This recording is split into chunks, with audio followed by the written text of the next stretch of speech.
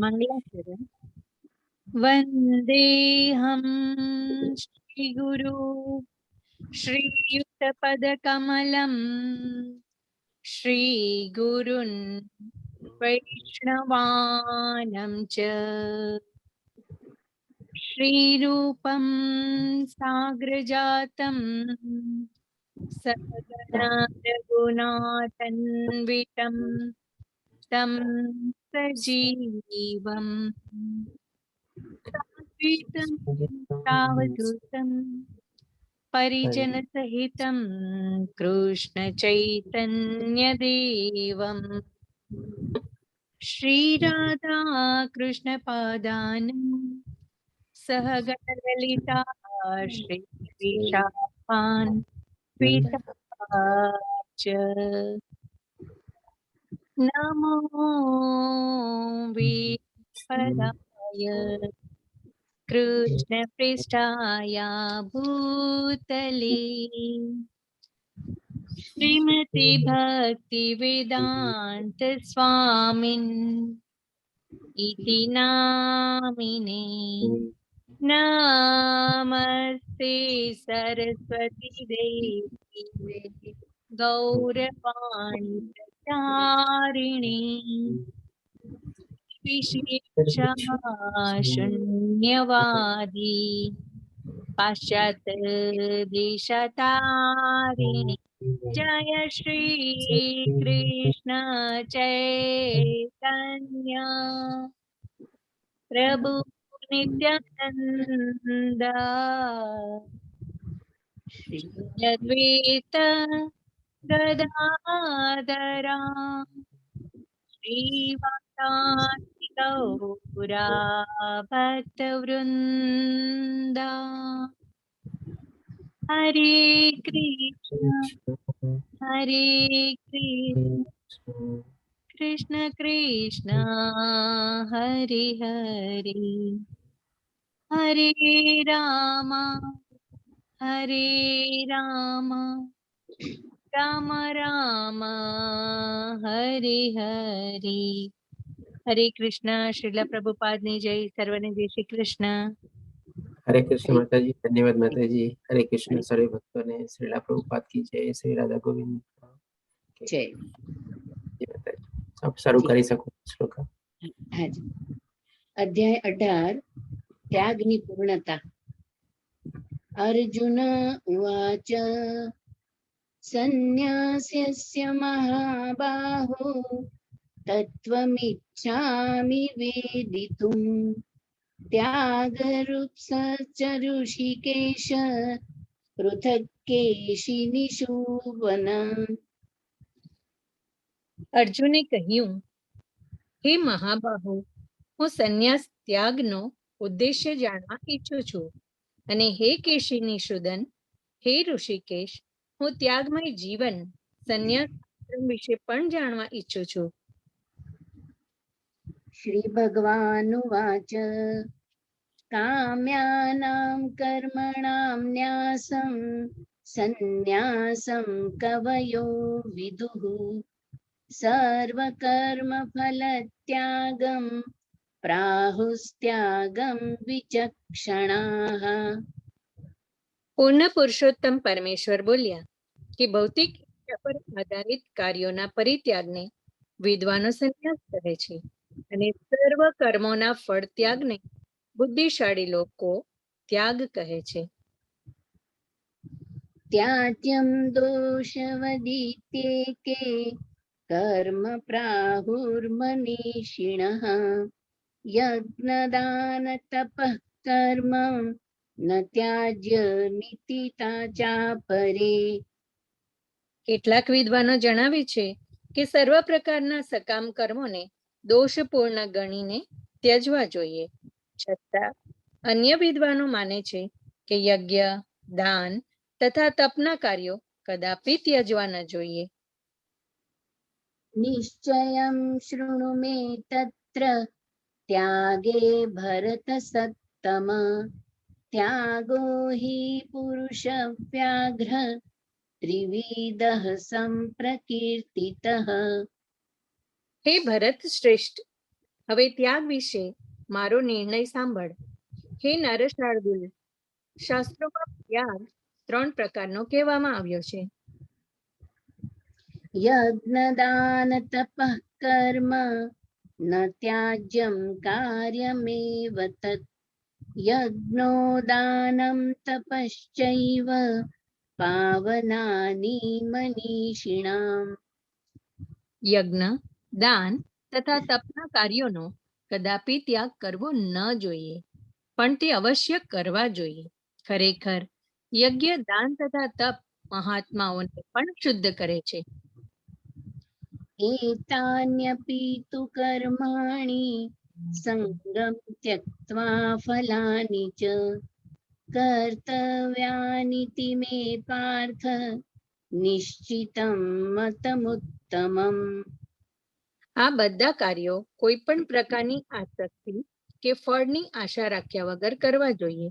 હે પૃથાપુત્ર, આ કાર્યો કર્તવ્ય સમજીને કરવા જોઈએ. આ જ મારો અંતિમ મત છે. નિયતસ્ય તુ સંન્યાસઃ કર્મણો નોપપદ્યતે મોહાત તસ્ય પરિત્યાગ તામસ પરિકીર્તિતઃ. નિર્દિષ્ટ કર્તવ્યોને કદાપી ત્યજવા ન જોઈએ. જો કોઈ મનુષ્ય મોહવશ પોતાના નિયત કર્તવ્યોને ત્યજી દે છે તો એવા ત્યાગને તામસી કહેવામાં આવે. દુઃખમિત્યેવ યત્ કર્મ કાય ક્લેશ ભયાत् ત્યજેત સકૃત્વા રાજસં ત્યાગમ નૈવ ત્યાગ ફલમ લભેત. જે મનુષ્ય નિયત કર્મોને કષ્ટપ્રદ સમજીને કે શારીરિક કલેશના ભયથી ત્યજી દે છે તો તેને માટે કહેવાય છે કે તેણે આ ત્યાગ રજોગુણ કર્યો છે. આમ કરવાથી ત્યાગનું ઉચ્ચ ફળ કદાપી મળતું નથી. કાર્યમિત્યેવ યત્ કર્મ નિયતમ ક્રિયતેર્જુન સંગમ ત્યક્ત્વા ફલમ ચૈવ ત્યાગ સાત્વિકો મતઃ. હે અર્જુન, મનુષ્ય જ્યારે નિયત કર્મને કર્તવ્ય સમજીને કરે છે અને સમસ્ત ભૌતિક સંગ તથા ફળની આસક્તિનો સર્વથા ત્યાગ કરે છે ત્યારે તેનો ત્યાગ સાત્વિક કહેવાય છે. ન દ્વેષ્ટય કુશલમ કર્મ કુશલેનાનુષજ્યતે ત્યાગી સત્વ સમાવિષ્ટો મેધાવી છિન્ન સંશયઃ. સત્વગુણમાં સ્થિત બુદ્ધિમાન ત્યાગી કે જે અશુભ કર્મ પ્રતિ ધૃણા કરતો નથી કે શુભ કાર્યમાં લિપ્ત થતો નથી, તે કર્મ બાબત કોઈ સંદેહ ધરાવતો નથી. નહીં દેહ ભૃતા શક્યમ ત્યક્તુમ કર્માણ્યશેષતઃ યસ્તુ કર્મ ફલ ત્યાગી સત્યાગીત્યભિધીયતે. ખરેખર કોઈ પણ દેહધારી માટે સર્વ કર્મનો ત્યાગ કરવો અશક્ય છે, પરંતુ જે મનુષ્ય કર્મના ફળનો ત્યાગ કરે છે તે જ વાસ્તવમાં ત્યાગી કહેવાય છે.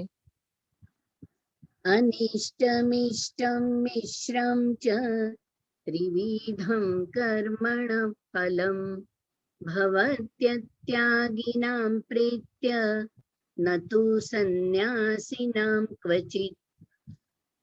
જે ત્યાગી નથી તેને માટે ઈચ્છિત, ઇષ્ટ, અનિચ્છિત, અનિષ્ટ તથા મિશ્રિત એમ 3 પ્રકારના કર્મફળ મૃત્યુ પછી મળે છે, પરંતુ જે સંન્યાસી છે તેને આવા ફળના સુખ દુઃખ ભોગવવા પડતા નથી. હવે 13 અને 14 ભેગા છે. પંચૈતાની મહાબાહો કારણાની નિબોધ મે સાંખ્યે કૃતાંતે પ્રોક્તાની સિદ્ધયે સર્વકર્મણામ અધિષ્ઠાનમ તથા કર્તા કરણમ ચ પૃથગ્વિધમ વિવિધાશ્ચ પૃથક ચેષ્ટા दैवं चैवात्र पञ्चमम्. હે મહાબાહુ અર્જુન, વેદાંત અનુસાર સર્વ કર્મોની સિદ્ધિ માટે 5 કારણ હોય છે. હવે તું મારી પાસેથી તે સાંભળ. કર્મનું સ્થાન શરીર, કર્તા, વિભિન્ન ઇન્દ્રિયો, અનેક પ્રકારના પ્રયાસો અને અંતે પરમાત્મા. આ 5 પ્રકારના કારણ છે. शरीरवाङ्मनोभिर्यत् कर्म प्रारभते नरः न्यायं वा विपरीतं वा पञ्चैते तस्य हेतवः. મનુષ્ય પોતાના શરીર, વાણી તથા મનથી જે કંઈ ઉચિત કે અનુચિત કર્મ કરે છે તે આ 5 કારણોના પરિણામે થાય છે. तत्रैवं सति कर्तारम् आत्मानं केवलं तु यः पश्यत्यकृतबुद्धित्वान् न स पश्यति दुर्मतिः. માટે જે મનુષ્ય આ 5 કારણોનો વિચાર કર્યા વિના માત્ર પોતાને જ એકમાત્ર કર્તા માને છે તે નિસંદેહ બુદ્ધિમાન નથી અને વસ્તુઓને યથાર્થ રૂપે જોઈ શકતો નથી. यस्य नाहङ्कृतो भावो बुद्धिर्यस्य न लिप्यते हत्वापि स इमान् लोकान् न हन्ति न निबध्यते. જે મનુષ્ય મિથ્યા અહંકારથી પ્રેરાયેલો નથી, જેની બુદ્ધિ બદ્ધ થયેલી નથી, તે આ જગતમાં મનુષ્યને હણતો હોવા છતાં હણતો નથી અને પોતાના કર્મોથી તે બંધનયુક્ત બદ્ધ પણ થતો નથી. ज्ञानं ज्ञेयं परिज्ञाता त्रिविधा कर्म च उदना करणं कर्म कर्तेति त्रिविधः कर्म संग्रहः. જ્ઞેય તથા જ્ઞાતા આ ત્રણેય કર્મના પ્રેરક બળ છે. ઇન્દ્રિયો, કર્મ તથા કર્તા આ 3 કર્મના સંઘટક છે. ज्ञानं कर्म च कर्ता च त्रिधैव गुणभेदतः प्रोच्यते गुणसङ्ख्याने यथावत् शृणुतान्यपि. ભૌતિક પ્રકૃતિના 3 ગુણો પ્રમાણે જ જ્ઞાન, કર્મ તથા કર્તાના 3 પ્રકાર હોય છે. હવે તેમના વિશે મારી પાસેથી સાંભળ. सर्वभूतेषु येनैकं भावमव्ययमीक्षते अविभक्तं विभक्तेषु तज्ज्ञानं विद्धि सात्विकम्. જે જ્ઞાનથી અસંખ્ય રૂપોમાં વિભક્ત થયેલા સર્વ જીવોમાં એક જ અવિભક્ત આધ્યાત્મિક પ્રકૃતિ જોવામાં આવે છે તે જ્ઞાનને સાત્વિક જાણવું. पृथक्त्वेन तु यज्ञानं नानाभावं पृथग्विधान् वेत्ति सर्वेषु भूतेषु तज्ज्ञानं विद्धि राजसम्. જે જ્ઞાનથી મનુષ્ય જુદા જુદા શરીરોમાં જુદા જુદા પ્રકારના જીવ જુએ છે તે જ્ઞાનને તું રજોગુણી જાણ. यत्तु कृष्णवदेकस्मिन् कार्ये सक्तमहैतुकम् अतत्त्वार्थवदल्पं च तत्तामसमुदाहृतम्. અને તે જ્ઞાન તામસી કહેવાય છે કે જેનાથી મનુષ્ય અતિ તુચ્છ એવા કોઈ પણ પ્રકારના કાર્યને સર્વે સર્વા માનીને તથા સત્યને જાણ્યા વિના તેમાં જ આસક્ત રહે છે. नियतं सङ्गरहितं रागद्वेषतकृतम् अफलप्रेप्सुना कर्म यत्तत् सात्विकमुच्यते. જે કર્મ નિયત થયેલું જ છે અને જે આસક્તિ, રાગ કે દ્વેષથી રહિત અને ફળની ઈચ્છા રાખ્યા વગર કરવામાં આવે છે તે સાત્વિક કહેવાય છે. यत्तु कामेप्सुना कर्म साहंकारेण वा पुनः क्रियते बहुलायासं तद्राजसमुदाहृतम्। પરંતુ જે કાર્ય પોતાની ઈચ્છા તૃપ્તિ માટે મહાન પ્રયાસથી અને મિથ્યા અહંકારના ભાવથી કરાય છે તે રજોગુણ કહેવાય છે. अनुबन्धं क्षयं हिंसाम् अनवेक्ष्य च पौरुषं मोहादारभ्यते कर्म यत्तत्तामसमुच्यते। જે કર્મ મોહવશ શાસ્ત્રોક્ત આદેશોની અવગણના કરીને અને ભાવિ બંધનની પરવા કર્યા વિના અથવા હિંસા કે બીજાને દુઃખ આપવા માટે કરવામાં આવે છે તે તામસી કહેવાય છે. हरे कृष्ण. હરે કૃષ્ણ. हरे कृष्ण.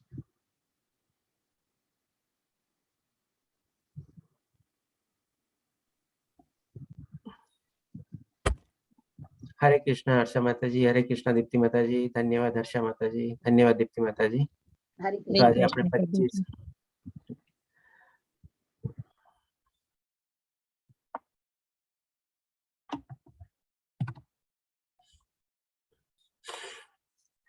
તો આજે આપણે શરૂ કરશું શ્રીમદ ભગવદ ગીતાનો છેલ્લો અધ્યાય એટલે કે 18મો અધ્યાય, જેનું નામ છે આપણે કર્મ સંન્યાસ યોગ અથવા તો મોક્ષ સંન્યાસ યોગ અથવા તો ઉપસાર એટલે કે સંન્યાસની સિદ્ધિ.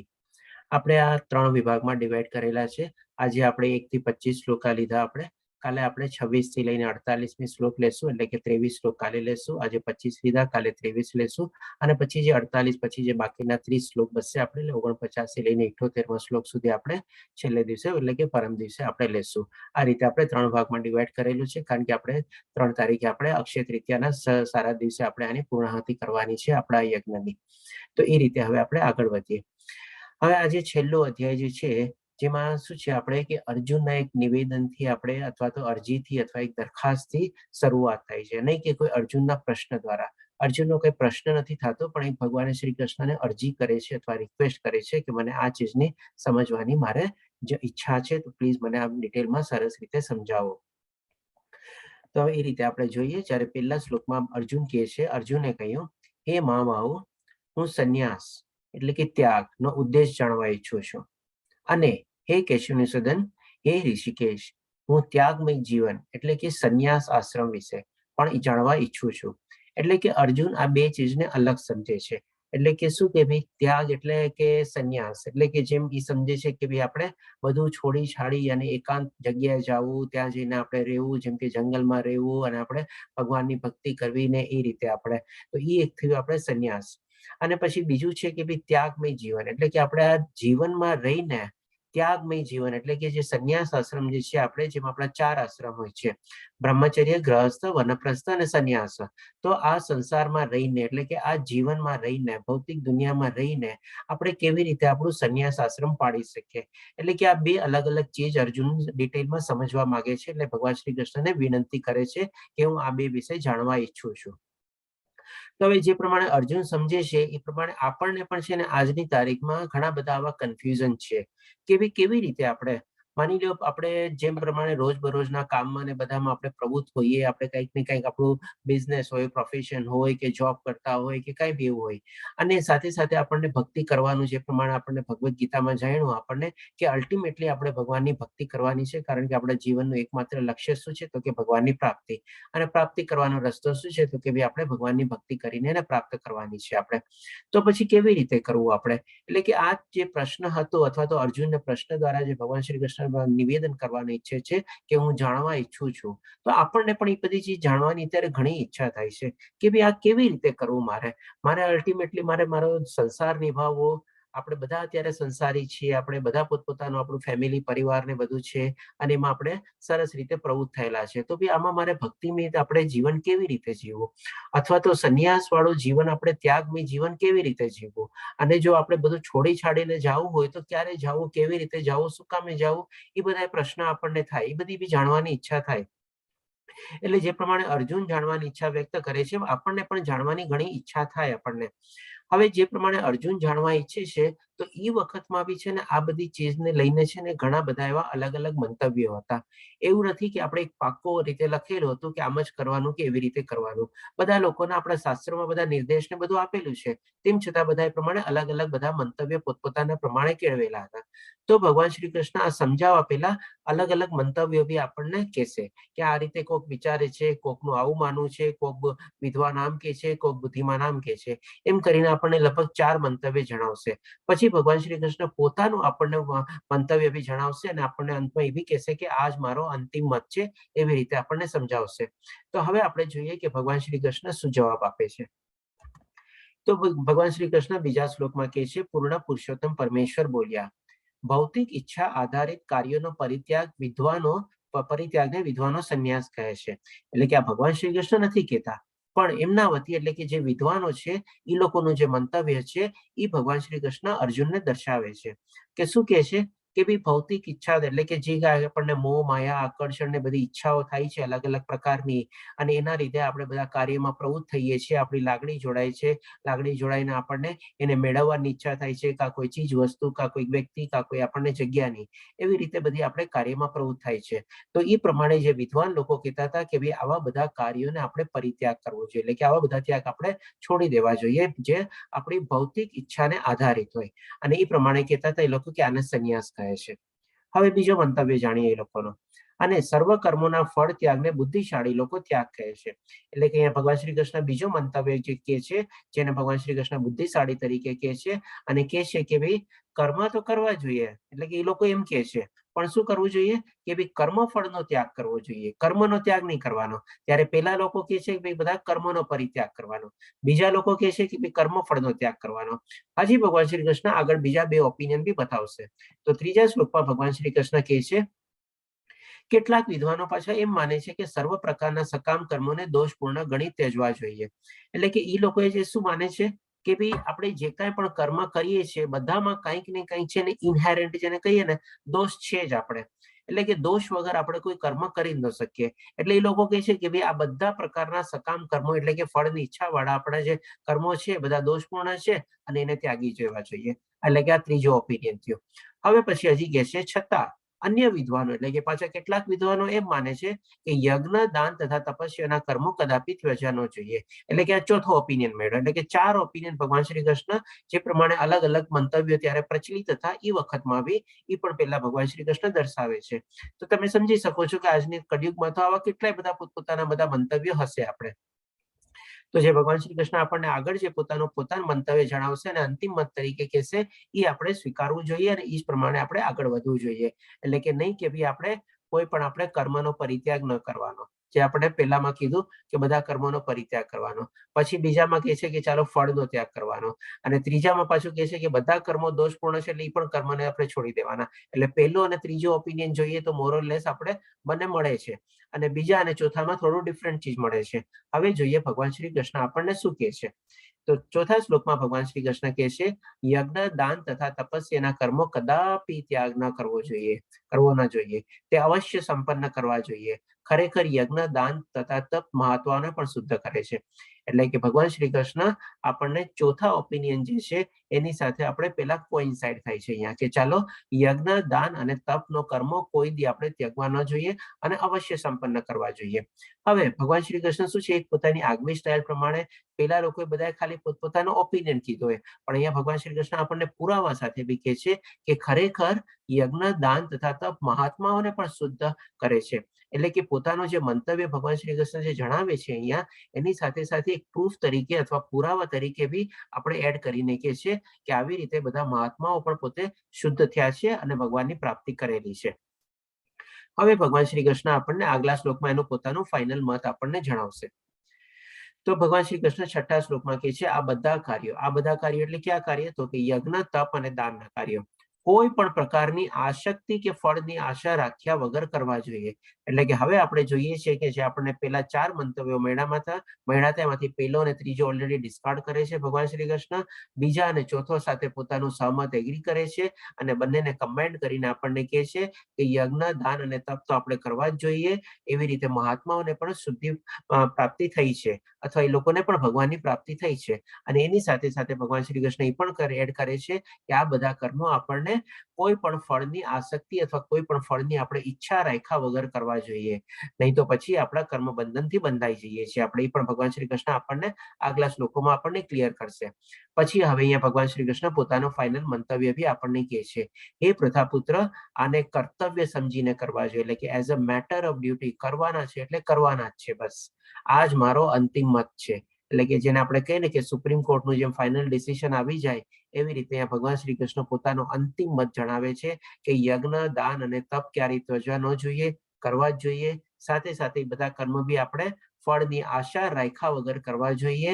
અને એવી રીતે આપણે જો કરીએ તો પછી આપણને બંધન કરતા કર્મ ન થાય. અને ભગવાન શ્રી કૃષ્ણ કીધેલા એ પ્રમાણે આપણે આગળ વધી શકીએ આપણે. હવે જોઈએ ભગવાન શ્રી કૃષ્ણ આપણને 7મા, 8મા અને 9મા શ્લોકમાં સમજાવે છે કે હવે છે ને ભગવાન શ્રી કૃષ્ણ આપણને આમાં આ અધ્યાયમાં આપણને બીજા અધ્યાયથી લઈને 17મા અધ્યાય સુધીમાં જે ભગવાન શ્રી કૃષ્ણ બધું જ્ઞાન આપ્યું છે ને એ આપણે એક રીતે છે ને સમરાઈઝ કરે છે. પેલા ભગવાન શ્રી કૃષ્ણ આપણને કર્મથી શરૂઆત કરે છે. અત્યારે પછી આપણને કર્મ ઉપર આગળથી આપણને જ્ઞાન ઉપર લઈ જશે. જ્ઞાન ઉપરથી પછી આપણને ભક્તિ ઉપર લઈ જશે અને સાથે સાથે આપણને ભગવાનના સનાતન ધામ સુધી બી આપણને લઈ જશે. એટલે કે એક ટાઈપની ભગવાન શ્રી કૃષ્ણ આપણને છેલ્લા અધ્યાયમાં આ ભૌતિક દુનિયાથી લઈને આપણને સનાતન ધામ સુધીની આપણને એક આખી ફ્લાઇટ જર્ની આપણને કરાવે છે આપણે. અને બધું સમરાઈઝ કરીને આ બધી ચીજ મોરોલેસ ભગવાન શ્રી કૃષ્ણ આગલા બધા અધ્યાયોમાં કવર કરેલી છે. પણ બધી ચીજ આપણને ભગવાન શ્રી કૃષ્ણ ફરીથી આપણને કહેશે અને એ રીતે આપણને કોઈ ચીજ વિસ્તૃત કરીને પણ આપણને સમજાવશે. તો અહીંયા જેમ હવે ભગવાન શ્રી કૃષ્ણની સાથે આપણી જર્ની શરૂ થઈ ગઈ છે આપણે. તો અત્યારે પેલા ભગવાન શ્રી કૃષ્ણ આપણને કર્મ વિશે જ્ઞાન આપે છે આપણે એ જોઈએ. તો 7મા અને 8મા અને 9મા શ્લોકમાં કહે છે, 7મા શ્લોકમાં પેલા કહે છે નિર્દિષ્ટ કર્તવ્યોને કદાપી ત્યજવા ન જોઈએ. હવે નિર્દિષ્ટ કર્તવ્યો એટલે ક્યાં કર્તવ્ય? તો આના સંદર્ભમાં આપણે જોઈએ કે નિર્દિષ્ટ કર્તવ્ય આપણે બે રીતે લઈ શકીએ. એક તો શું કે ભાઈ આપણને જે આ શરીર મળેલું છે એટલે કે શરીરના નિર્વાહ માટે આપણે કંઈક ને કંઈક જે પ્રમાણે ભૌતિક દુનિયામાં રહીએ છીએ આપણે કોઈક આપણે ઇન્કમની પ્રમાણે જનરેટ કરવી પડે અને એ પ્રમાણે આપણે આપણા શરીરનો નિર્વાહ કરીએ. અને જો આપણે પારિવારિક સાથે જોડાયેલા હોઈએ તો આપણે પરિવારનું બી આપણે ભરણ પોષણ ને બધું કરીએ. એટલે એ બધા આપણે એક નિર્દિષ્ટ કર્તવ્ય એક રીતે થઈ ગયા. અને બીજું નિર્દિષ્ટ કર્તવ્ય આપણે શું છે તો કે ભાઈ આપણો આત્માનો ધર્મ શું છે તો કે ભાઈ ભગવાનની સેવા કરવી, ભગવાનની ભક્તિ કરવી. અને એ સેવા અને ભક્તિમાં જ આપણે એવી નિપુણતા કેળવવાની કે જેથી કરીને આપણે ભગવાનનો સનાતન ધામમાં આપણે પાછા પહોંચી શકીએ. એ આપણી આત્માનો આપણે આધ્યાત્મિક ધર્મ છે અને એ કર્મ પણ આપણે કરવું જ જોઈએ.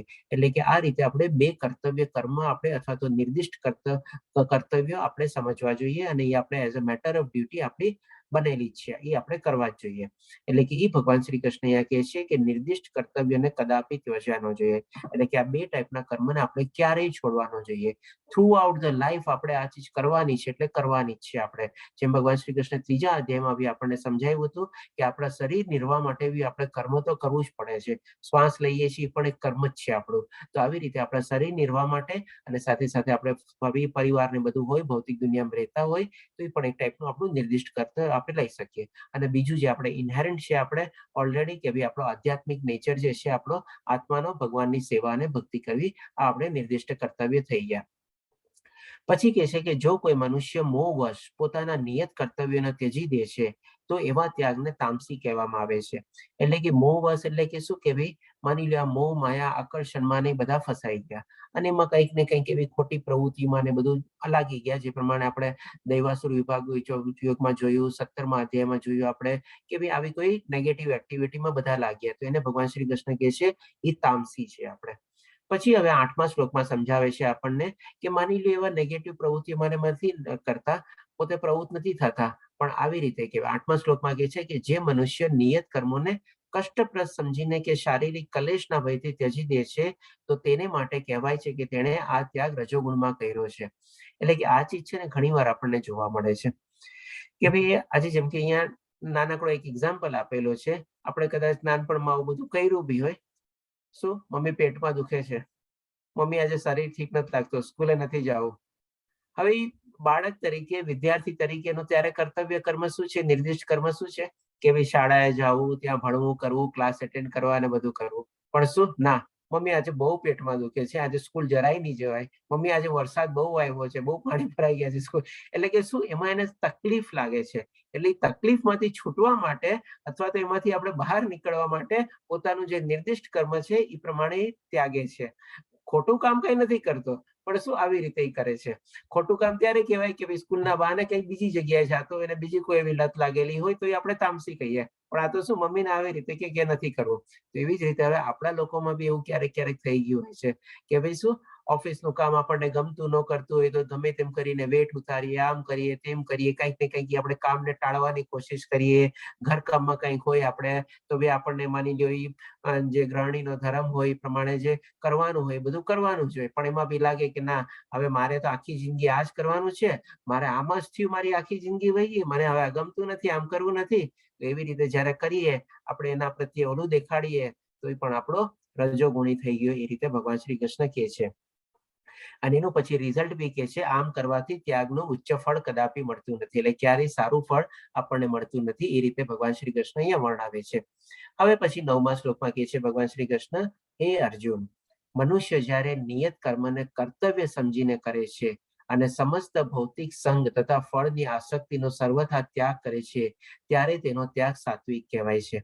એટલે કે અહીંયા ભગવાન શ્રી કૃષ્ણ સાત્વિક ત્યાગ કોને કહેવાય છે એ આપણને સંપૂર્ણ રીતે સરસ રીતે સમજાવે છે કે આપણે નિયત કર્મ તો આપણે કરવાના જ છે, સાથે સાથે આપણે એના કઈ આપણે એની સાથે ભોગ એટલે ભૌતિક સંગ કેળવીને આપણે મોહ માયામાં નથી ફસાયા વગર બધા ફળોનો આપણે ત્યાગ કરીએ તો એ આપણે સાત્વિક ત્યાગ કર્યો કહેવાય. આવી રીતે ભગવાન શ્રી કૃષ્ણ આપણને સમજાવે છે.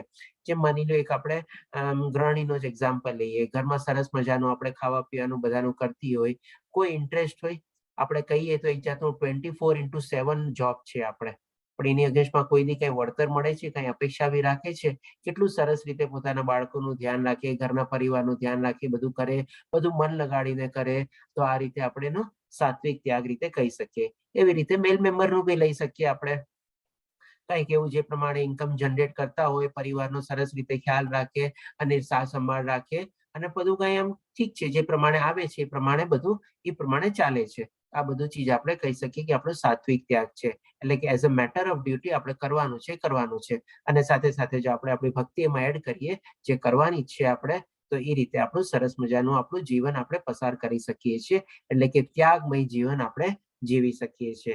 આ રીતે ભગવાન શ્રી કૃષ્ણ સમજાવે છે. હજી ભગવાન શ્રી કૃષ્ણ આપણને 10મા અને 12મા શ્લોકમાં ઓર સરસ રીતે ઓર ક્લિયર કરશે. 10મા શ્લોકમાં કહે છે કે સત્વગુણમાં સ્થિત બુદ્ધિમાન ત્યાગી કે જે અશુભ કર્મ પ્રતિ ઘૃણા કરતો નથી કે શુભ કાર્યમાં લિપ્ત થતો નથી, તે કર્મ બાબત કોઈ સંદેહ ધરાવતો નથી. હવે પહેલા તો આપણે જે પ્રમાણે ફોટો છે એ પ્રમાણે લઈ લઈએ કે આપણે ઘરમાં આવા બધા કામ બી હોય ક્યારેક ક્યારેક. નો ડાઉટ આજે આપણને બધા સર્વિસીસ ને ફેસિલિટીઝ ને બધી સુખ સગવડ ની બધી મળેલી છે આપણે, પણ તમે જોજો ઘણી જગ્યાએ એવું હોય છે ને કે જે આપણા ભારત દેશમાં ને બધી આપણને સુખ સગવડ ને બધું મળે છે એ પ્રમાણે બધી જગ્યાએ ફેસિલિટી હોતી નથી. ત્યાં તમે જોશો ઇવન ઓફિસમાં બી આપણને જે પ્રમાણે સ્વીપર આ તે બધું મળી જતા હોય છે એ પ્રમાણે બધી જગ્યાએ બધું નથી. તો ત્યાં તો શું છે, માલિક થી લઈને બધા કામ પોતે જ કરવા પડે, ઘરકામના કામ કરવા પડે. સારા એવા કંપનીનો સીઈઓ ને બી હોય ને તો પણ ઘરમાં એને પોતાના વાસણ માંજવા પડે, ઘરે જઈને પોતાની કેબિન એને પોતે સાફ કરવી પડે, આ બધા કામ કરવા પડે છે. ત્યાં એ લોકો છે ને કોઈ આમાં કોઈ નાનક નથી સમજતા. ત્યારે ઘણી જગ્યાએ શું છે કે ભાઈ ઈ કામ મારાથી કેવી રીતે થાય, ઈ તો મારાથી ન થાય, ઈ મારા સ્ટેટસની બહાર છે, ઈ તો ન કરી શકું.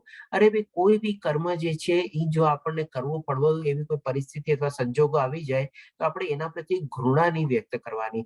ઠીક છે, ચાલો ઓકે, અત્યારે આવ્યું છે કામ, નથી આવી બાઈ કે નથી આવ્યો કોઈ નોકર, તો આપણે કરી લેવાનું અને એના ઉપર ઘૃણા કે એવું બધું વ્યક્ત નહીં કરવાનું કે ચાલો કરવાનું છે, કરી લીધું. તો આ રીતે ભગવાન શ્રી કૃષ્ણ કહે છે કે ઈ જો આ રીતે કરતો હોય, કોઈ પ્રતિ ઘૃણા કરતો નથી કે શુભ કાર્યમાં લિપ્ત થતો નથી. સારા કામ એવી રીતે આવતા હોય તો એમાં પણ આપણે શું લિપ્ત નહીં થવાનું, પણ જે કરવાનું છે એ પ્રમાણે કરી રાખવાનું. બસ આપણે એકદમ અનાસક્ત થઈને આપણે કરવાનું છે. તો એના માટે ભગવાન શ્રી કૃષ્ણ કહે છે તે કર્મ બાબત કોઈ સંદેહ ધરાવતો નથી. એટલે કે એના વચ્ચે શું છે, બે ડિફરન્સ નથી. જે કામ આવે એને as a matter of duty કરવાનું છે, એટલે પ્રમાણે કરી લે છે. ભલે પછી સારું કામ હોય, ખરાબ કામ હોય, ઊંચું કામ હોય, નીચું કામ હોય, ગમે તે કામ હોય, બસ ઓકે કરવાનું છે એટલે કરવાનું છે. આવી રીતે ભગવાન શ્રી કૃષ્ણ 10મા શ્લોકમાં કહે છે. પછી 12મા શ્લોકમાં ભગવાન શ્રી કૃષ્ણ કહે છે જે ત્યાગી નથી, એટલે કે માની લો હવે આવી રીતે બધી રીતે જે લોકો ત્યાગ નથી કરતા, એટલે કે આવી રીતે કર્મ પ્રત્યે એ લોકોનો એટીટ્યુડ નથી, એપ્રોચ નથી, એને ભગવાન શ્રી કૃષ્ણ કહે છે કે જે ત્યાગી નથી તેને માટે ઈચ્છિત એટલે કે ઇષ્ટ, અનિચ્છિત એટલે અનિષ્ટ તથા મિશ્રિત એમ 3 પ્રકારના કર્મફળ મૃત્યુ પછી મળે છે. એટલે કે અહીંયા ભગવાન શ્રી કૃષ્ણ જે આપણું કર્મનું જે ચક્ર છે ને, આપણને ઘણીવાર આપણને લાગે છે કે ભાઈ મેં તો કોઈનું કંઈ ખરાબ કર્યું નથી, મારી સાથે જ કેમ આમ થયું, મેં તો બધા સાથે સારી રીતે વર્ત્યું છે. પણ કોને ખબર આપણા પૂર્વજન્મના બી એવા કોઈ કર્મ હશે કે જે આપણે આ જન્મમાં હજી ભોગવવાના બાકી છે, એનું ફળ આપણને મળી રહ્યું છે. તો આવી રીતે ભગવાન શ્રી કૃષ્ણ આખી આપણને કર્મા થિયોરી આપણને જે કહીએ એ સમજાવે છે અહીંયા. પણ સાથે સાથે એ વેટ કરે છે, પરંતુ જે સંન્યાસી છે એટલે કે આને ભગવાન શ્રી કૃષ્ણ જે આ જીવનમાં રહીને આવી રીતે કર્મ કરતો હોય એને ભગવાન શ્રી કૃષ્ણ સંન્યાસી તરીકે હવે કહે છે કે જે સંન્યાસી છે તેમને આવા ફળના સુખ દુઃખ ભોગવવા પડતા નથી, એટલે કે કર્મ બંધનથી બંધાતો નથી. એવી રીતે ભગવાન શ્રી કૃષ્ણ અહીંયા સમજાવે છે. હવે જોઈએ ભગવાન શ્રી કૃષ્ણ હવે 13મા અને 14મા શ્લોકમાં શું કહે છે આપણને. તો હે મહાબાહો અર્જુન, વેદાંત અનુસાર સર્વ કર્મોની સિદ્ધિ માટે 5 કારણ હોય છે. હવે તું મારી પાસેથી તે વિશે સાંભળ. કર્મસ્થાન શરીર, કર્તા, વિભિન્ન ઇન્દ્રિયો, અનેક પ્રકારના પ્રયાસો અને અંતે પરમાત્મા આ 5 કર્મના કારણ છે. હવે આપણને અહીંયા ભગવાન શ્રી કૃષ્ણ સમજાવશે કે ભાઈ આપણે જે કર્મ કરીએ છીએ એ કેવી રીતે થાય છે. તો એમાં ભગવાન શ્રી કૃષ્ણ આપણને કહે છે કે ભાઈ 5 ચીજ આપણે જોડાયેલી છે. હવે જેમ કે આપણે જે પાંચે 5 ચીજો છે ને આપણે એક એક એક્ઝામ્પલ દ્વારા આપણે સમજી લઈએ. જેમ કે અત્યારે માની લો આપણે ઓનલાઈન ક્લાસ અત્યારે ચાલી રહ્યા છે, આપણે લોકો અત્યારે એટેન્ડ કરી રહ્યા છે. તો સૌ પ્રથમ ભગવાન શ્રી કૃષ્ણ કહે છે કે કર્મનું સ્થાન એટલે કે બધા માની લો પોતપોતાની જગ્યાએ સ્થિત થયેલા છે. આજે હું ક્યાંક સ્થિત થયેલો હોય, આપ ક્યાંક સ્થિત થયેલા હોય, ભારતમાં અલગ અલગ જગ્યાએ હોય અને બાકી બધા દેશ વિદેશોમાં બી બધા અલગ અલગ પોતપોતાની જગ્યાએ સ્થિત થઈને શાંતિથી બેસીને ટેબલ ખુરશી ઉપર અથવા તો નીચે સરસ મજાનું આસન બનાવીને આ સાંભળે છે. એટલે કે પ્રોપર પ્લેસમાં બધા ગોઠવાયેલા છે. એમ નથી કે બધામાં હવામાં બધા તરે છે, એવી રીતે નથી. બધા પોતપોતાની જગ્યાએ શાંતિથી અને સરસ રીતે આપણે સ્થાન ગ્રહણ કરીને કરીએ છીએ. એટલે કે પહેલું થયું પ્લેસ, બીજું આવે છે કર્તા. હવે આમાં શું છે, આપણે બંને જણા કરતા છીએ. જેમ કે આજે હું બોલું છું અને આપણે ક્લાસ લઈ દઉં છું એટલે આપણે ઈ કરતા થઈ ગયા, અને એવી જ રીતે સામે આપ પણ અત્યારે સામે બેઠા છો, ક્લાસ એટેન્ડ કરો છો તો આપ બી કરતા થઈ ગયા. એ રીતે થયા. પછી હવે શું છે, વિભિન્ન ઇન્દ્રિયો એટલે કે આમાં બધી આપણી ઇન્દ્રિયો આમાં જોડાયેલી હોય છે. જેમ કે હું અત્યારે બોલું છું તો મારી પ્રમાણે એક ઇન્દ્રિય જોડાયેલી છે. પછી મારે જેમ કે અત્યારે સામે સ્ક્રીન છે તો સામે સ્ક્રીનને જોઈને વાંચીને બોલું છું તો મારી આંખ જોડાયેલી છે.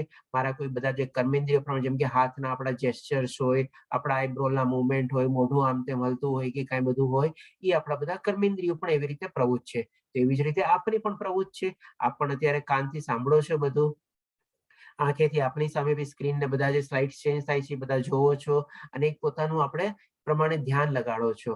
એટલે કે બધા રીતે આપણે ઇન્દ્રિયો દ્વારા આપણે પ્રવૃત્ત થયેલા છીએ. વગર ઇન્દ્રિયો ન થઈ શકે. પછી ચોથું કારણ કે છે કે અનેક પ્રકારના પ્રયાસો. આજે જેમ કે પ્રયાસો એટલે કે શું બી એફર્ટ. આજે આપણે બધાએ કંઈક ને કંઈક એફર્ટ કરવા પડે છે ને. જેમ કે મારે ખાલી હું અહીંયા સામે બેસી જાઉં તો ન થાય ને. મારે આંખથી એને એફર્ટ આપીને મહેનત કરીને વાંચવાનું અને પછી જીભેથી બોલવાનું છે. એટલે કે મારા પ્રત્યે એફર્ટ થઈ ગયો. તો એવી રીતે આપણા તરફ બી એફર્ટ છે. આપને કંઈક ધ્યાન લગાડીને ફોકસ કરીને કન્સન્ટ્રેટ કરીને આપને કાનમાં આપણે જાય છે એ પ્રમાણે આપણે ગ્રહણ કરવાનું છે અને મનમાં ઉતારવાનું છે. તો આપના પ્રત્યે એ એફર્ટ થઈ ગયો. બધા તરફથી કંઈક ને કંઈક પ્રયાસો હોય છે. અને લાસ્ટમાં ભગવાન શ્રી કૃષ્ણ કહે છે અને અંતે પરમાત્મા. એટલે કે જ્યારે ભગવાનનું આપણે એમાં સંયોજન થાય છે ત્યારે આ 5 દ્વારા એ કોઈ પણ એક કાર્ય હોય અથવા કર્મ હોય આપણે કમ્પ્લીટ થાય છે. 5ના વગર કોઈ ચીજ કાર્ય અથવા કર્મ કમ્પ્લીટ થતું નથી. હવે જે પ્રમાણે આ સ્લાઇડમાં આપણે ફોટો આપેલો છે એ પણ આપણે સમજી લઈએ. માની લો એક આપણે કોઈ જમીન હોય અથવા તો આપણે ત્યાં કોઈક આપણે જમીન ઉપર સરસ મજાની ફેક્ટરી બનાવવાની હોય, આપણે જેમ કે અલગ અલગ એ આપણે થઈ ગયું સ્થાન. પછી આપણે જેમ કે બધા હવે આપણી સામે એક એક પિક્ચર આવતા જશે. જેમ કે બધા માણસો જોડાણા, એ લોકો પોતપોતાની ઇન્દ્રિયો પ્રમાણે વાપરે, કોઈક મેપ બનાવે, કોઈક મજૂરી કરે, કોઈક એને સુપરવાઇઝ કરે, એવું બધું કર્યું તમારે. પછી જેમ આ પ્રમાણે કોઈક આપણે પ્લાન ને સ્ટ્રક્ચર ને બધા ઉભા કર્યા એ પ્રમાણે, એટલે કે બધા કરતા લેબર લોકો બધા કરતા થઈ ગયા. એ લોકોની ઇન્દ્રિય જોડાણી, એ લોકોના એફર્ટ જોડાણા અને માની લો આટલી એવું તેમ કઈ સરસ રીતે ઊભું થયું. અને 5મું કારણ આપણી સામે રાઈટ હેન્ડ સાઈડમાં કૃષ્ણ ભગવાનનો ફોટો આવશે એટલે કે પરમાત્મા. એટલે કે 5 ચીજોનું જ્યારે સંપૂર્ણ રીતે આપણે સંયોગ થાય ત્યારે જઈને કોઈ કર્મ આપણે કાર્ય આપણે પૂરું થાય એ રીતે ભગવાન શ્રી કૃષ્ણ કહે છે. પણ હવે આમાં શું છે કે ભાઈ આજની તારીખમાં બધા શું સમજીને બેઠા છે, જેમ કે આપણે માની લો અત્યારે કોઈ ઇકોનોમિક્સ નો કે એકાઉન્ટ્સ નો કોઈ સ્ટુડન્ટ હોય તો આપણે શું છે ભણ્યા કે ભાઈ કોઈ બી ચીજ બનાવવા માટે 4 ફેક્ટર્સ ઓફ પ્રોડક્શન હોય છે. તો કે ક્યાં તો કે લેન્ડ, લેબર, કેપિટલ અને ઓર્ગેનાઇઝેશન. લેન્ડ એટલે કે સ્થાન થઈ ગયું, લેબર એટલે કે માની લો ઇન્દ્રિયો અને કર્તા ને બધું આવી ગયું, કેપિટલ એટલે કે આપણે બધી મહેનત ને આ ને તે ને બધી પૂડી શું કહેવાય મૂડી ને પૂંજી ને બધું જે લગાવ્યું હોય, અને ઓર્ગેનાઇઝેશન એટલે બધું આ પ્રમાણે સંકલિત કરે.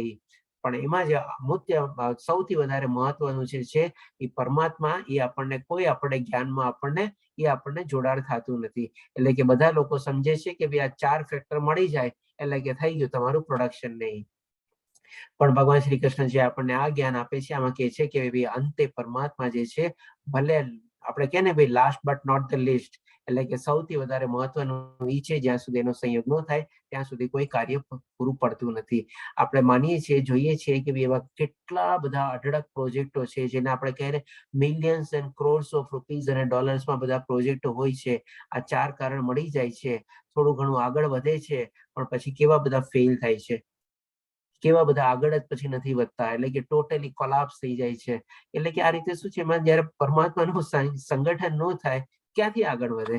પણ એ લોકો કોઈ એમ સમજતા નથી. આપણે એ લોકો સમજે છે કે ભાઈ કંઈક ને કંઈક આમ થયું ને ઓલાનું થયું ને, એટલે બ્લેમ ગેમ ને એક્સક્યુઝ ને બધું ચાલ્યા કરે આપણે એવી રીતે. પણ જે પ્રમાણે ભગવાન શ્રી કૃષ્ણ સમજાવે છે પરમાત્માનું આપણે સંગઠન જોવે. તો હવે આપણે લોકો કેવી રીતે સમજીએ છીએ એ પણ ભગવાન શ્રી કૃષ્ણ હવે આપણને આગલા શ્લોકોમાં ક્લિયર કરશે. કે માટે એટલે કે સો ધેરફોર હેન્સ, જે મનુષ્ય આ 5 કારણનો વિચાર કર્યા વિના માત્ર પોતે જ એકમાત્ર કર્મ કરતા માને છે તે નિસંદેહ બુદ્ધિમાં નથી અને વસ્તુઓને યથાર્થ રૂપે જોઈ શકતો નથી.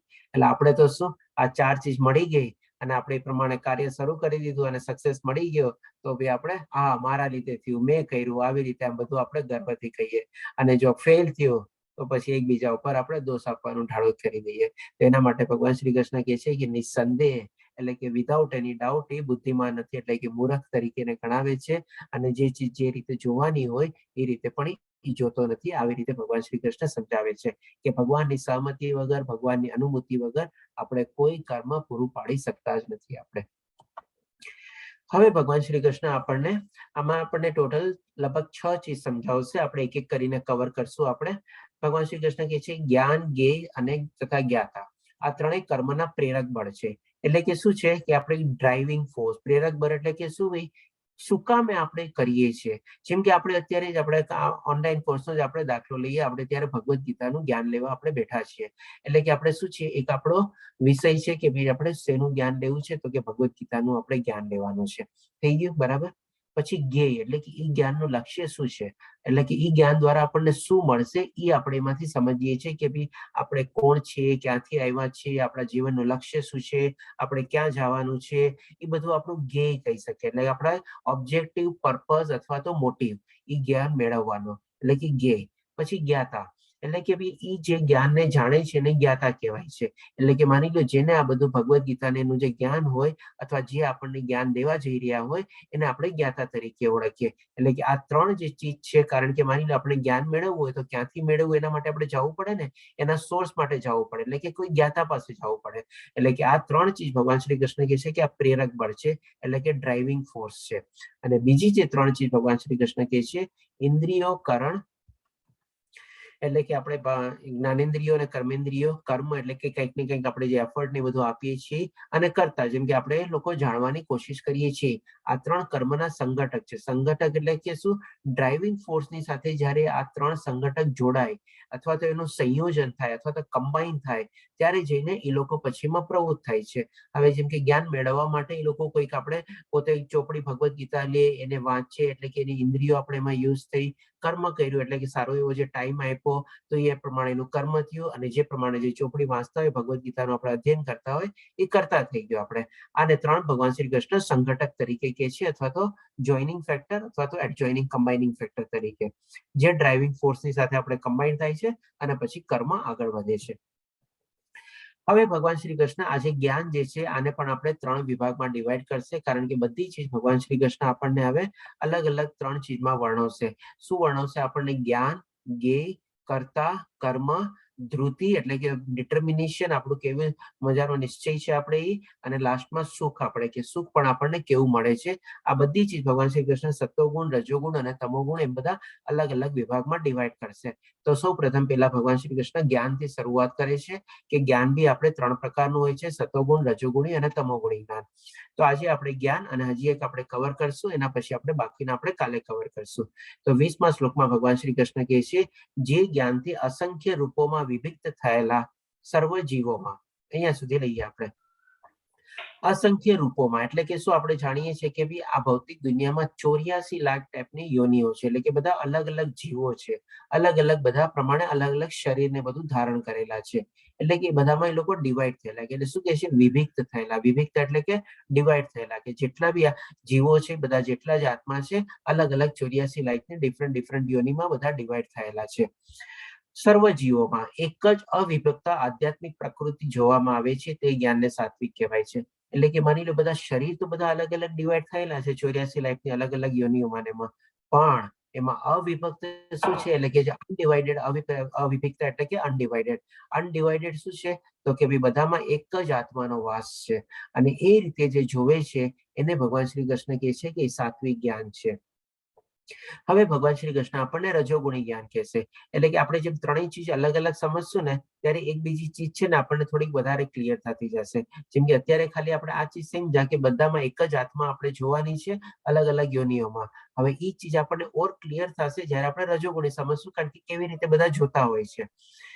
એક એક ચીજને અલગ અલગ રીતે સમજવાની કોશિશ કરશું ને તો કદાચ થોડી ઘણી આપણા માટે ડિફિકલ્ટી થાય, પણ જ્યારે ત્રણ ચીજને આપણે કમ્બાઇન્ડ રીતે જોશું ને ત્યારે આપણને એકદમ ત્રણ ચીજો સમજાઈ બી જશે, અને એમાં શું તફાવત અથવા શું ડિફરન્સ છે અથવા શું ભેદ છે એ પણ આપણને ક્લિયર થઈ જશે. આમાં પછી ભગવાન શ્રી કૃષ્ણ કહે છે, જે જ્ઞાનથી મનુષ્ય જુદા જુદા શરીરોમાં જુદા જુદા પ્રકારના જીવ જુએ છે તે જ્ઞાનને તું રજોગુણી જ્ઞાન ગણ. એટલે કે અહીંયા ભગવાન શ્રી કૃષ્ણ શું કહે છે કે ભાઈ માની લો કોઈ કૂતરો, કોઈક બિલાડું, કોઈક હાથી, કોઈક ટાઈગર, કોઈક સિંહ એવી રીતે જોવે, અને મનુષ્યમાં બી કોઈ કાળો, ગોરો, કોઈક ઊંચો, નાટો, કોઈક આપણે પૈસાદાર, કોઈક ગરીબ, કોઈક આ દેશનો, કોઈક ઓલો દેશનો, જો એવી રીતે બધું અલગ અલગ જોવે. એટલે કે શું કે છે? મનુષ્ય જુદા જુદા શરીરોમાં, એટલે કે અલગ અલગ શરીરોમાં, મનુષ્યમાં બી અને મનુષ્ય સિવાયના જે બધા પશુ પક્ષીઓ ને બધા જે છે બધા શરીરોમાં જુદા જુદા પ્રકારના જીવ જોવે. એટલે કે બધામાં જુદા જુદા પ્રકારના તો જીવ છે જ નહીં, બધામાં તો એક જ આત્મા છે. જો કોઈ પણ જો કોઈ ડેફિનેટલી આવી રીતે જુદું જુદું જોતું હોય અને બધા પ્રત્યે અલગ અલગ એવી રીતે વ્યવહાર કરતો હોય તો એને ભગવાન શ્રી કૃષ્ણ કહે છે તે જ્ઞાનને રજોગુણી જાણ. એટલે કે આપણે ભગવાન શ્રી કૃષ્ણ કહે છે કે સમત્વ ભાવ કેળવવાનો છે, સમાન દ્રષ્ટિથી જોવાનું છે, કારણ કે બધામાં એક જ આત્માનો વાસ છે આપણે. પછી ભગવાન શ્રી કૃષ્ણ આપણને તમોગુણી જ્ઞાન વિશે કહે છે, અને તે જ્ઞાન તામસી કહેવાય છે કે જેનાથી મનુષ્ય અતિ તુચ્છ એવા કોઈ એક પ્રકારના કાર્યને સર્વે સર્વા માનીને તથા સત્યને જાણ્યા વિના તેમાં જ આસક્ત રહે છે. એટલે કે એને સત્યને જાણ્યા વગર, એટલે કે સત્ય એટલે કે આપણે આત્મા, એટલે કે કોઈ જાતનું એના આત્મા સત્ય છે અને પરમ સત્ય છે આપણે, એટલે કે એને જાણ્યા વગર અને એના બારામાં કોઈ જ્ઞાન વગર પોતે જે પ્રકારનું કોઈક એક કાર્ય પકડી લીધું હોય, અને એ પણ આપણે શું કાર્ય નેગેટિવ કર્મ હોય, સારું કર્મ ન હોય આપણે, અને એમાં જ પ્રવૃત્ત રહેતો હોય અને એમાં જ આસક્ત રહેતો હોય અને એમાં જ મોહમાયામાં ડૂબેલો હોય તો એને ભગવાન શ્રી કૃષ્ણ કહે છે એ તામસી જ્ઞાન છે. આ રીતે ભગવાન શ્રી કૃષ્ણ જ્ઞાનને 3 વિભાગમાં ડિવાઈડ કરે છે. હવે આપણે જોશું ભગવાન શ્રી કૃષ્ણ કર્મને બી ડિવાઈડ કરશે. તો હવે આપણે જોઈએ ભગવાન શ્રી કૃષ્ણ કર્મ વિશે શું કહે છે આપણને, કે જે કર્મ નિયત થયેલું છે અને જે આસક્તિ, રાગ કે દ્વેષથી રહિત અને ફળની ઈચ્છા રાખ્યા વગર કરવામાં આવે છે તે સાત્વિક કહેવાય છે. એટલે કે શું કે ભાઈ જે કર્મ આપણે નિયત થયેલું, આપણે જાણી ગયા બે ટાઈપના આપણા નિયત કર્મ છે. એક આપણા સ્વભાવ પ્રમાણે, ગુણ પ્રમાણે અથવા તો આપણી કાબિલિયત અને લાયકાત પ્રમાણે આપણે જે આપણે કર્મ ચૂઝ કર્યું હોય આપણા શરીર નિર્વાહ માટે અને આપણા પરિવારના નિયોજન માટે, તો એ પ્રમાણે આપણે એક નિયત કર્મ થઈ ગયું. અને બીજું નિયત કર્મ તો કે ભગવાનની ભક્તિ કરવી અથવા આપણે ભગવાનની આપણે સેવા કરવી અને પૂજા અર્ચના કરવી. એ આપણું બીજું કર્તવ્ય કર્મ થઈ ગયું. એટલે કે આને નિયત થયેલું છે. અને જે આસક્તિ, રાગ કે દ્વેષ, એટલે કે આપણે કોઈ ફળની આશા નથી રાખવાની, કે ભાઈ કોઈ જાતનું એટ્રેક્શન બી નથી, અને દ્વેષ એટલે કોઈ જાતનો દેશભાવ અથવા ઈર્ષા ભાવ બી નથી રાખવાની. અને ફળની ઈચ્છા રાખ્યા વગર કરવામાં આવે છે તેને સાત્વિક કહેવાય છે. તો આ રીતે ભગવાન શ્રી કૃષ્ણ કહે છે કે આને સાત્વિક કર્મ કહેવાય. હવે ભગવાન શ્રી કૃષ્ણ આપણને રજોગુણી જે કર્મ છે એ સમજાવશે. પરંતુ જે કાર્ય પોતાની ઈચ્છાની તૃપ્તિ માટે અથવા તો ઇન્દ્રિય સુખ માટે અથવા તો શરીર સુખ માટે કરવામાં આવે છે અને માટે મહાન પ્રયાસથી અને મિથ્યા અહંકારના ભાવથી કરાય છે, તે રજોગુણી કહેવાય છે. મહાન પ્રયાસથી શું કામ ભગવાન શ્રી કૃષ્ણ કહે છે કે ભાઈ માની લો નોર્મલ એફર્ટ થી ને બધું જ આપણે જો 5 જે આપણે કાર્ય કરવાની જે પ્રણાલિકા હોય તો એ બધું થઈ જાય. પણ શું ક્યારેક બધા લોકો બળજબરીથી કરવા કેમ ન થાય? મેં ધાર્યું છે એટલે થવું જ જોઈએ, મારા પ્રમાણે થવું જ જોઈએ. એટલે કે આવી રીતે શું એક્સ્ટ્રા એટલે કે મહાન પ્રયાસથી એવી રીતે કરતા હોય, જેને કે ના બળજબરીથી કરવાનો પ્રયાસ કરે કે ના ભાઈ મારે તો આમ કરવું જ છે, મારે તો આમ થવું જ જોઈએ, મારી ઈચ્છા પ્રમાણે થવું જ જોઈએ. અને શું ભાઈ સાથે સાથે પોતે અહંકાર કેળવે.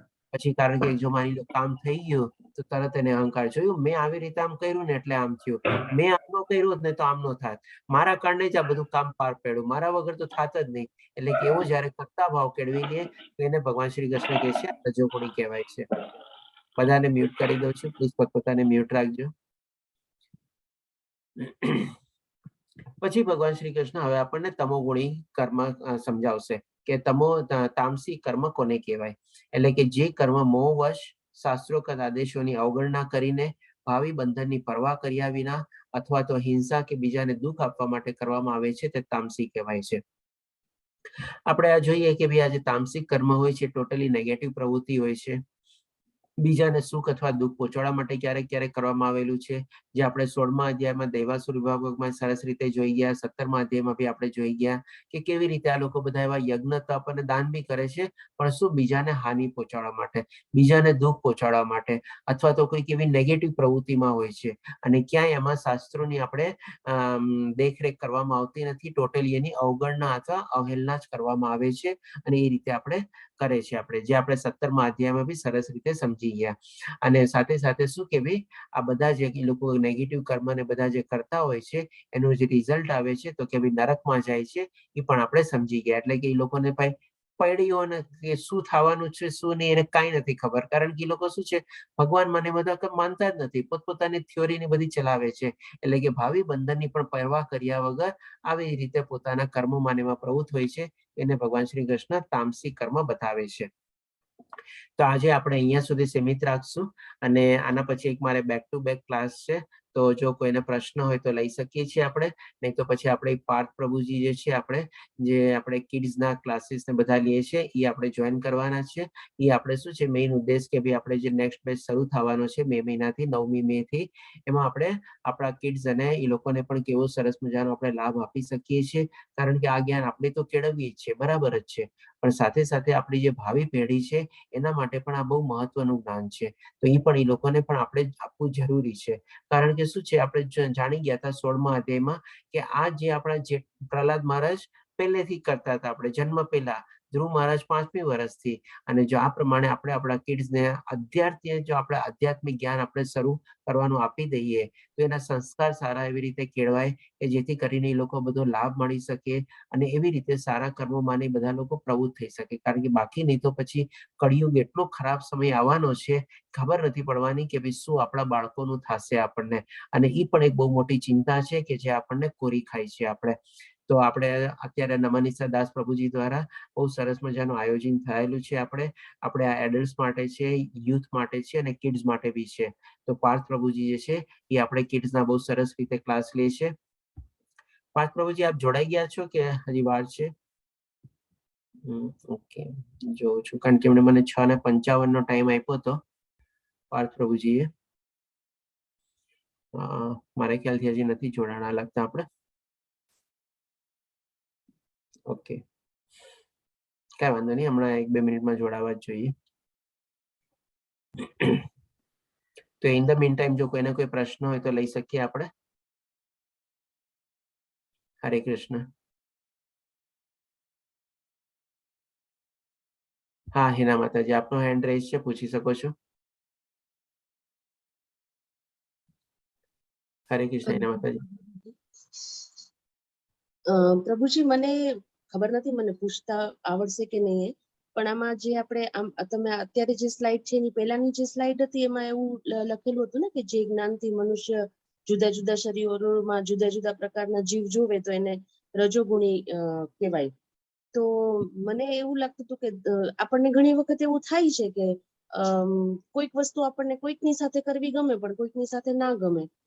તો એ આ જ વસ્તુ કહેવાય. મતલબ આપણને ધારો કે આપણને ક્યાંક જવું છે તો આપણને એ જર્નીમાં કોઈકની સાથે જવું ગમે પણ કોઈક બીજું હોય તો આપણને ના ગમે, તો એને જુદું જુદું આપણે જાણ્યું કહેવાય.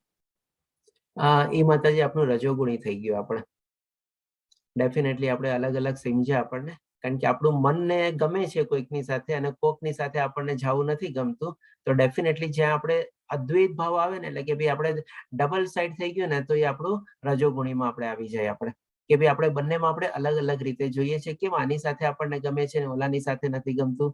હા, જો એ કોઈક એવો આપણે કહીએ કે ભાઈ નેગેટિવ અથવા અસુરી પ્રકારનો હોય તો આપણે એનાથી કુસંગ કેળવવી વાત બરાબર છે. પણ જો માની લો બંનેમાં એવો કોઈ ડિફરન્સ ન હોય તો પછી કેમ આપણને એક સાથે ગમે ને એક સાથે ન ગમે? તો એ ડેફિનેટલી આપણે રજોગુણી થયું. તો પ્રભુજી, તો એટલે ધારો કે એવું હોય કે ભાઈ આપણને કોઈક માણસ સાથે એટલા માટે નથી ગમતું કે જ્યારે પણ એની સાથે બેસીએ તો ટીકા નિંદા કોઈની કંઈક ને કંઈક એવું જ હોય, તો આપણને એ જર્નીમાં એમની સાથે જવું નથી ગમતું અથવા તો કઈ પણ પ્રવૃત્તિ એની સાથે કરવી નથી ગમતી, તો આપણે એને જુદા ધાયરા કહેવાય. હા, તો એના માટે તમે એનાથી થોડાક અળગા રહ્યો તો એ વાત તમારી બરાબર છે કે ભાઈ માની લો ટીકા અને નિંદા કરવી અથવા તો કોઈનો દ્વેષ ભાવ આપણે કેળવવો એ એક ટાઈપનો આપણે તમોગુણ કહેવાય. આપણે ચીજ ન કેળવવી જોઈએ.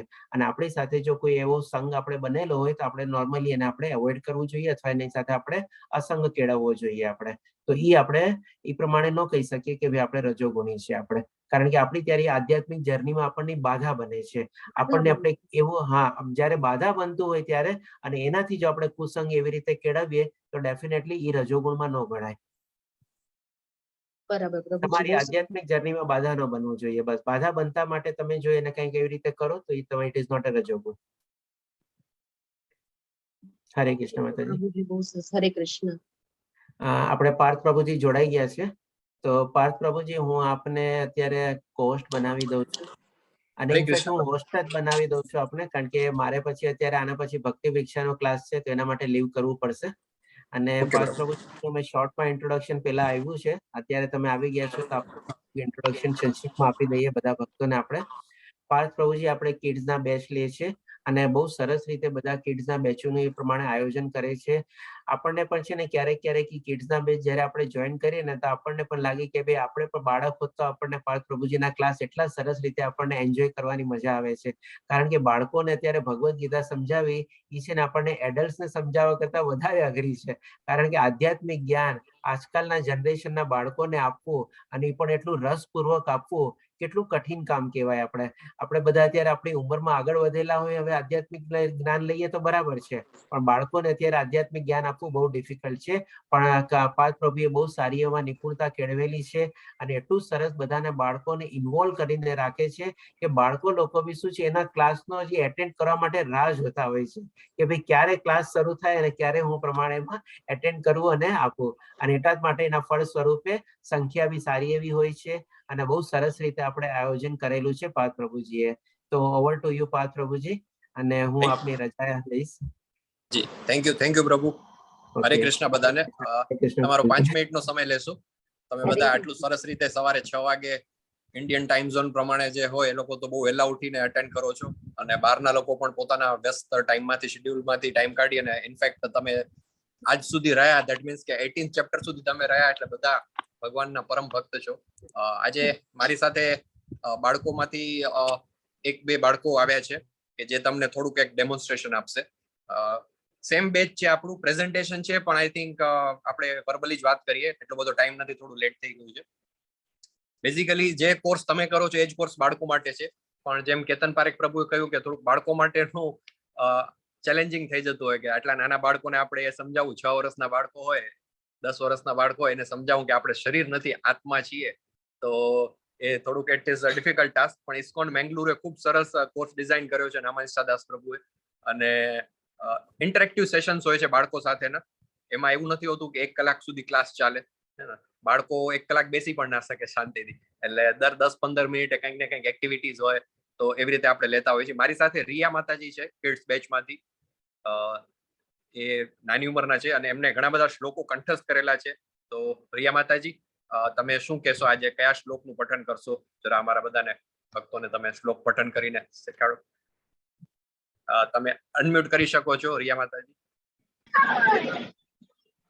2.7 નો શ્લોક. હાજી પ્લીઝ.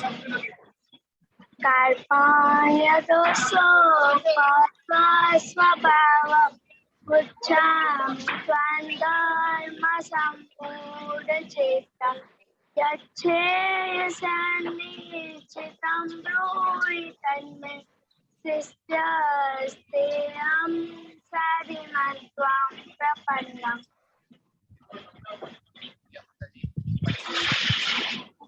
તમને પૂછી લઈએ એટલે બધા લોકોનું રિવિઝન થાય છે. ચેપ્ટર 1 માં અર્જુનજી 5 કારણો કયા હતા યુદ્ધ ન કરવા માટેના? 5 કારણોમાંથી કોઈ કારણ તમે કહી શકો છો? પાપ, કોઈ આનંદ નથી, કૌટુંબિક પરંપરા, કરુણા, અનિર્ણય. બોલ યસ, 5 કારણો કે જેના કારણે અર્જુનજી યુદ્ધ નથી કરવા માંગતા. 5 કારણો ખૂબ સરસ તમે સમજાવ્યા. પાપ, આનંદ નથી, નિશ્ચિતતા, કરુણા અને કૌટુંબિક પરંપરાઓ. યસ, એ સિવાય ટોટલ કેટલા યુગો છે? દરેક યુગની અંદર ભગવત પ્રાપ્તિ માટેનો કયો કયો આપણી પાસે ઓપ્શન છે? સતયુગમાં ધ્યાન કરીને, ત્રેતા યુગમાં આગ બલિદાન, દ્વાપર યુગમાં મંદિર પૂજા અને કલયુગમાં હરે કૃષ્ણનો જાપ કરીને. વેરી ગુડ, થેન્ક યુ માતાજી. તો આવી રીતે આ તો એક નાનકડું ડેમોન્સ્ટ્રેશન છે, આપણી પાસે સમય નથી અને થોડો ટાઈમ મારો શું છે, કિડ્સ બેચનો ટાઈમ રાતે 9 વાગ્યાનો છે, એટલે બાળકો બધા એ ટાઈમ માટે ટેવાયેલા હોય, એટલે મોર્નિંગ 6 AM માં થોડુંક અલગ પડે.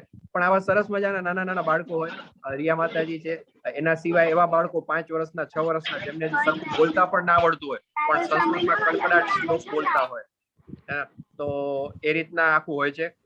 બેઝિકલી કન્સેપ્ટ એવો છે કે આજે આપણા ગુજરાતી લોકો હોય છે, બાળકો હોય છે, મોટા ભાગના 90% બાળકો ઇંગ્લિશ મીડિયમમાં સ્ટડી કરતા હોય છે, હે ને?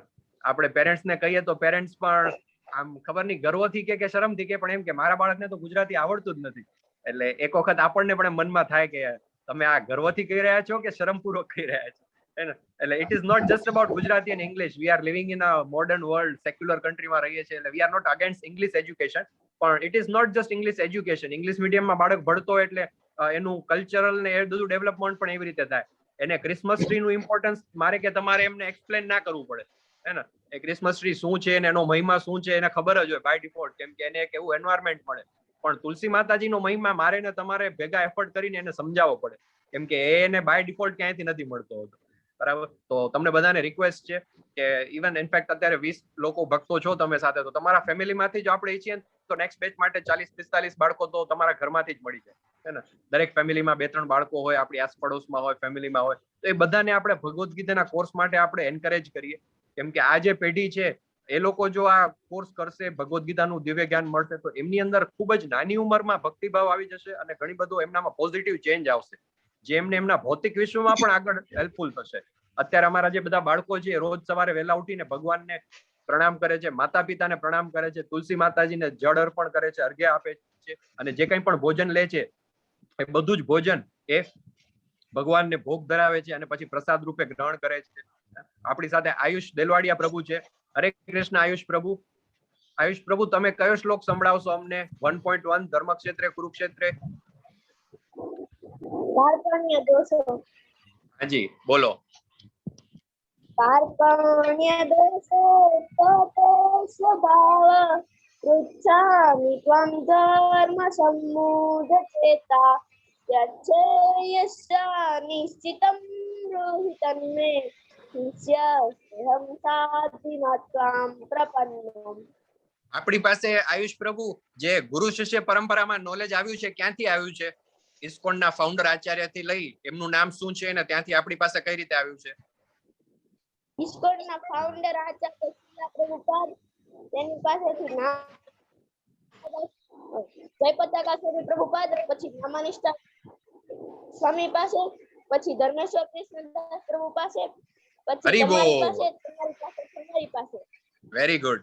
આપણે ઘણા બધા ભક્તો હોય એમ કહેતા હોય કે માળા કરવાનું તમે કહો છો રોજ એક માળા, પણ ટાઈમ નથી મળતો અથવા બહુ અઘરું પડે છે. આજે આયુષ પ્રભુ છે, જેમનું નામ અહીંયા નરેન્દ્ર દેલવાડિયા પ્રભુ લખેલું આવે છે, એમના ફાધરનું નામ છે. તો આયુષ પ્રભુ છેલ્લા 2 મહિનાથી રોજની 8 થી 10 માળા કરી રહ્યા છે, રોજની. આપણે એડલ્ટ હોય, આપણને એમ કે પ્રભુજી કેટલી માળા થઈ, તો કે આજે તો 1 જ થઈ, કે 2 થઈ, કે આજે નથી થઈ. પણ આયુષ પ્રભુ લગભગ રેગ્યુલર, એમ ક્યારેક 4 માળા કેમ હોય, બાકી રેગ્યુલર એમનો મને મેસેજ આવે કે પ્રભુ આજે 8 માળા કરી, આજે 10 માળા કરી, 12 માળા કરી. તો આ જે ચેન્જ છે આ બધા બાળકોની અંદર ટૂંક સમયમાં જોવા મળે છે. તો આપ બધાને રિક્વેસ્ટ છે કે આપણા બાળકોને ખાસ આપણે આમાં એનરોલ કરીએ. અને નાની ઉંમરમાં છે ને એવું છે, મોટી ઉંમર પછી અઘરો પડી જાય ભક્તિનો માર્ગ, અને આપણી કેપેસિટી પણ ઓછી થતી જોઈએ. પણ તમને જેટલા સમયમાં 5 કે 10 શ્લોક તમે કંઠસ્થ કરો ને, એટલા સમયમાં બાળકો 100 શ્લોક કંઠસ્થ કરી શકે. એમનો ગ્રાસ્પિંગ પાવર પણ એટલો હોય, એનર્જેટિક પણ હોય. તો આ રીતનું છે. નેક્સ્ટ બેચ આપણી 9th મે થી સ્ટાર્ટ થશે. રાત્રે 9 વાગ્યાની કિડ્સ બેચ હોય છે, 1 કલાકની. તો એમાં બધા બાળકોને એનરોલ કરાવો. અને આપના કોઈ પ્રશ્ન હોય તો આપ મને પૂછી શકો છો, કોઈ ક્વેરી હોય તો. મારો નંબર પણ હું અહીંયા ચેટ બોક્સમાં આપું છું, તો તમે આફ્ટર ક્લાસ પણ મારો સંપર્ક કરી શકો છો. પણ આપ બધાને વિનંતી છે કે મેક્સિમમ બાળકો સુધી આપણે જે આખું આ સનાતનનું આપણું જે શિક્ષણ છે, જ્ઞાન છે, આપણી જે કલ્ચર, જે સંસ્કૃતિ છે, એ આપણે બાળકો દ્વારા આગળની પેઢીને પહોંચાડવામાં તમે બધા મદદરૂપ થાવ. મારા ગુરુ છે ધર્મેશ્વર કૃષ્ણદાસ પ્રભુ, અમે સાથે મળીને એક સંકલ્પ લીધો છે કે ગુજરાતી ભાષામાં આપણે 1000 એવા બાળકો તૈયાર કરવા કે રોજ સવારે ઉઠીને જે તુલસીને પાણી ચડાવતા હોય, ભગવાનને ભોગ ધરાવતા હોય, માતા પિતાને પ્રણામ કરતા હોય અને સંસ્કૃતમાં શ્લોક બોલતા હોય. બરાબર? તો આ 1000 બાળકો હું એકલો ના કરી શકું, પણ તમે બધા સાથે હો તો બધાના સહયોગથી આપણે કરી શકીએ. So thank you very much. હરે કૃષ્ણ બધાને. તમે અમને સાંભળ્યા અને અમને આ ઓપોર્ચ્યુનિટી આપી. સરસ વાત પ્રભુજી. હરે કૃષ્ણ. બી હરી બોલ. થેન્ક યુ હર્ષા માતાજી. યસ, કોઈ પ્રશ્ન હોય તો આપ પૂછી શકો છો. યસ, આયુષ પ્રભુ તમારે કેવું છે કઈ? ઓકે પ્રભુ, થેન્ક યુ આયુષ પ્રભુ ને રિયા માતાજી. સવારે વહેલા તમે જોડાયા અમારી સાથે અને આટલા સરસ મજાના શ્લોકોનું પઠન કર્યું. Yes, okay. કોઈ બીજું હોય તો ચેટમાં મારો નંબર આપ્યો છે, તમે મને ચેટ બોક્સમાં મારો સંપર્ક કરી શકો છો. અત્યારે પણ કોઈ પ્રશ્ન પૂછવા હોય તો પૂછી શકો છો. તો with this we will conclude today's session. વૈષ્ણવોને પ્રણામ કરી આપણે. વાંછા કલ્પતરુભ્યશ્ચ કૃપા સિંધુભ એવ ચ પતિતાનામ પાવનેભ્યો વૈષ્ણવેભ્યો નમો નમઃ. अनंत कोटि वैष्णव वृंद की जय, श्रीला प्रभुपाद की जय, भगवत गीता की जय, श्रीमद् भागवतम की जय. जय श्री कृष्ण चैतन्य प्रभु नित्यानंदा, श्री अद्वैत गदाधर श्रीवासादि गौर भक्त वृंदा. Hare Krishna Krishna Krishna Hare Hare Ram Ram Ram Hare Hare. Hare Krishna. Thank you everybody.